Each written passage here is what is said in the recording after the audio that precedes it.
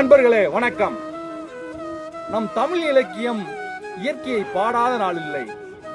மலையை பாடி இருக்கிறது, இயற்கையை பாடி இருக்கிறது. அந்த அடிப்படையில் சிலப்பதிகார செய்பா பாடி இருக்கிறது. ஞாயிறு போற்றுதும் ஞாயிறு போற்றுதும், திங்களை போற்றுதும் திங்களை போற்றுதும், மாமலை போற்றுதும் மாமலை போற்றுதும் என்று சிலப்பதிகார செய்பா பாடியிருக்கிறது. அந்த வகையில் வான்புகழ் வள்ளுவன் மலையை மெத்த பெருமையுடன் பாடியிருக்கிறார். வானின்று உலகம் வழங்கி வருதலால் தான் அமிர்தம் என்றுணர பாற்று என்று சொல்லுகிறார். மலையை அமிர்தத்தோடு ஒப்பிடுகிறார்.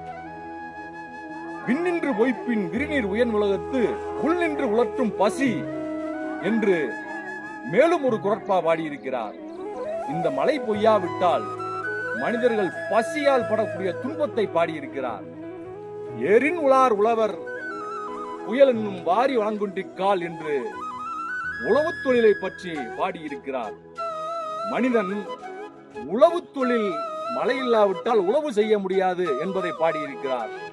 அப்படிப்பட்ட இயற்கையோடு இயந்த இன்று நாம் இயற்கையை நான் ரசித்த வேளையில் என் உள்ள பிரவாகம் எடுத்து இதை சொல்லுகிறேன். நன்றி, வணக்கம்.